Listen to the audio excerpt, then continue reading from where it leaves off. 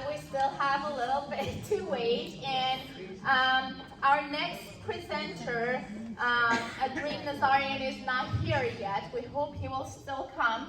And so we will have the following presenter to do the presentation, and then we will enjoy food. And right after food, I want you to stay because we will have martial arts school coming over here, and they will also do some demonstration as their mentor, their master, will talk about how body and language are connected, how martial arts is a universal language. But right now, let me introduce our next presenter, Dr. Alex Parsinia. And Dr. Alex Parsinia will talk about the hero, about Cyrus the Great and his life and legacy as a message of unity and humanity. Before I pass this to you, today in the morning while I was driving over here, I love to listen to Simon Sinek. Probably most of you know about him, right? And so it happened to be the video about hero, who is hero and how he defines hero. And one interesting idea or definition that he presented of the hero is that hero is the one that has courage, but that courage comes only when the hero has someone else to help him to be courageous. And so to be a hero, right, no one will take a risk unless you know that there is someone that can support you. No one will jump unless, right, they do their first trick unless they are tied with a net or somehow they know that they have their first protection. And so to be a hero, right, you stand out among others, but you definitely need those others to be next to you. And this is again talking about the unity with others and how we can have and develop that connection with others so that we can be a hero and feel hero when we are around the people that can take our back and can support us.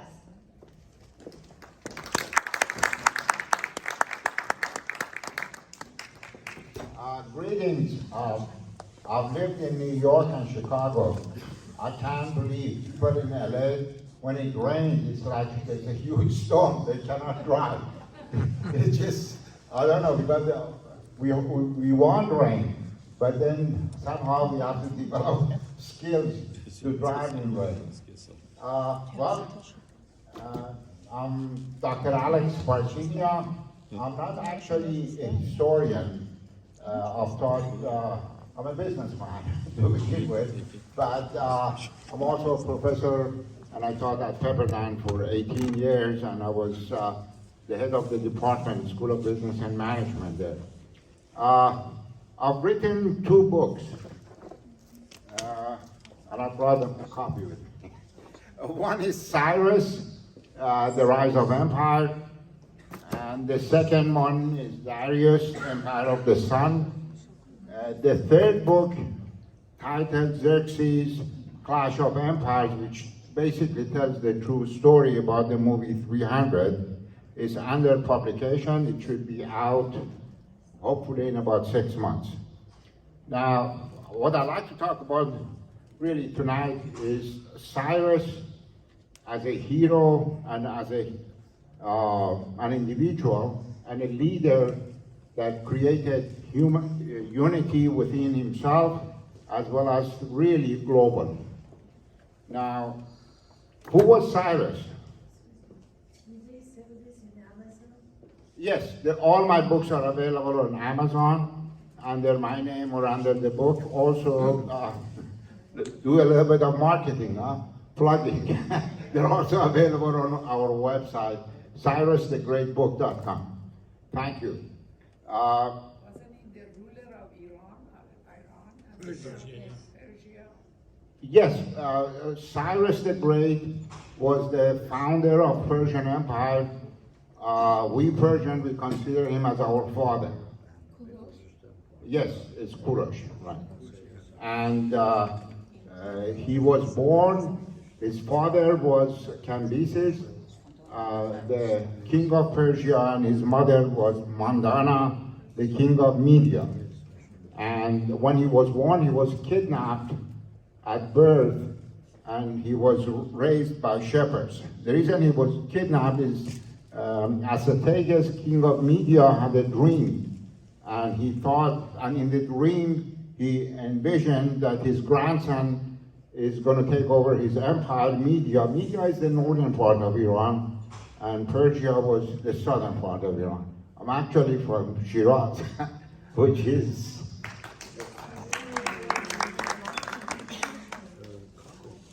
Kako. But anyhow, I don't want to give you, you should probably go and buy the book. I'm just kidding.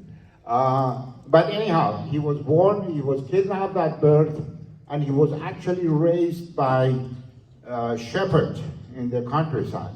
And I think one of the reasons that he came up with those values and the vision and the mission, because he wasn't born in castles, and he wasn't what we call here with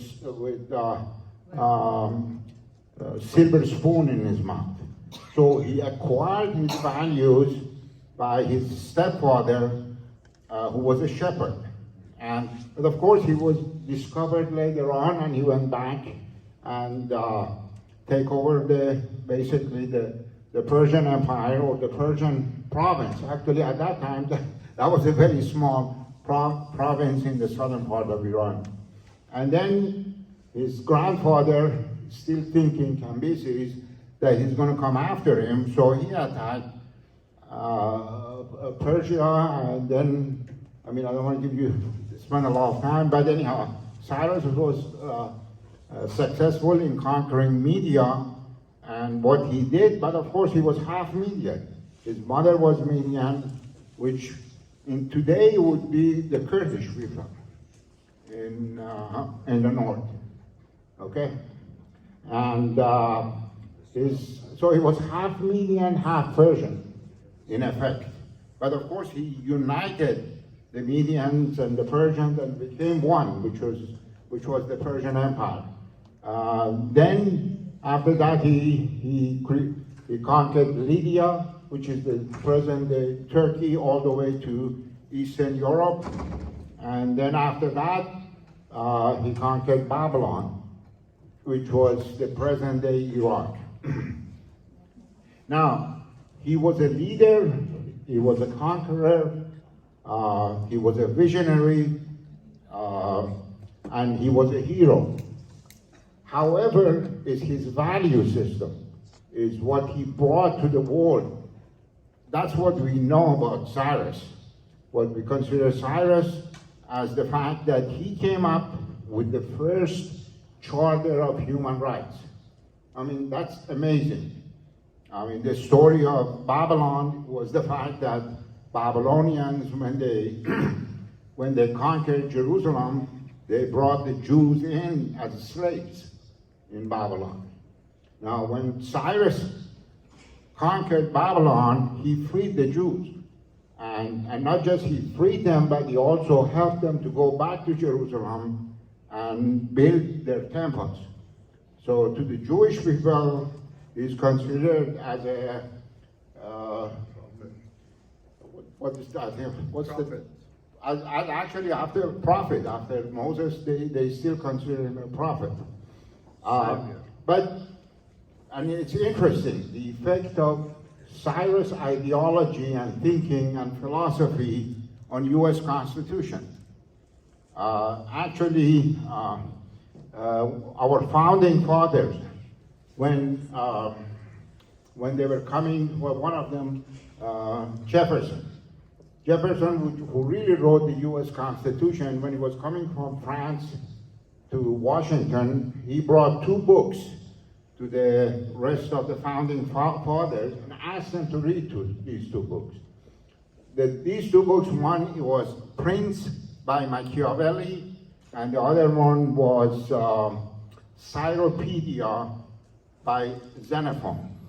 Now, who was Prince and who was Xenophon? Xenophon was a Greek historian and philosopher, and he wrote the story of Cyrus. Actually, most of our sources, most of our information about Cyrus comes from Xenophon.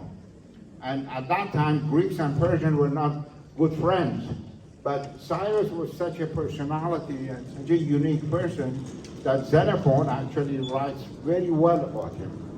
and he wrote about his philosophy, his thinking, his ideology, and so forth. Now, Prince, I don't know, the book, I don't know how many of you have read it. It basically talks about how you're going to rule an empire or a country through fear. What tactics do you use to basically create an authoritarian regime? And you see that a lot. I mean, I think probably Putin, Ayatollahs, they all read maybe his book, The Prince, and they're using that as a model. It's through brutality, it's through fear, it's through murder. That's how you rule. Because in effect, it's not the government by the people, for the people, and for their benefits. It's basically when a mob or a mafia system take over a country and they would run it. And they don't care about, what's the benefit of the people there. But Cyrus, more than anything else, he was a humanist. He truly represented the values of a leader, of a hero that was thinking about humanity. And he came up, basically his thinking was that it's not the role of government to give us freedom. We're born with it. In other words, it's our inherent right. It's a God-given right to be free. And it's not, what government tells us, okay, you can have this freedom or you can have that freedom. The basic human freedom, we're born with it. We deserve it, we should have it. And I think today, more than anything else, what we're lacking are heroes, that they personify Cyrus's thinking. Most of our heroes these days.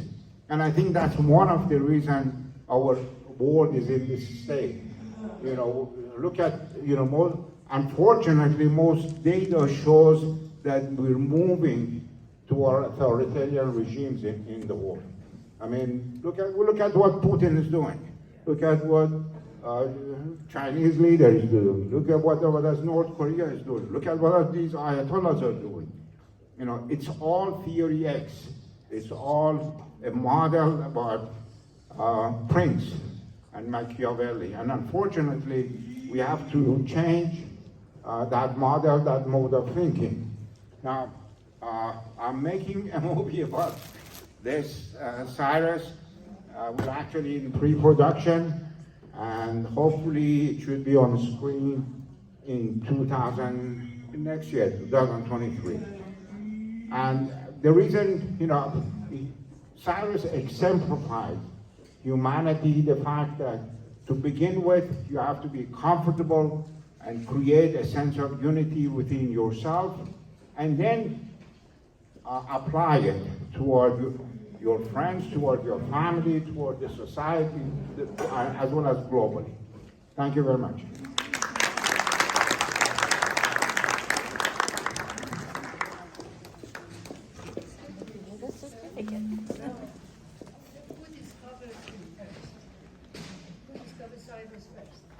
They're asking a question. I'm sorry. Yeah. Let me present the certificate first, and then we'll decide who discovered Cyrus first, right? Thank you for being here. Sure. Who discovered him? He became the king of the largest empire the world has ever seen.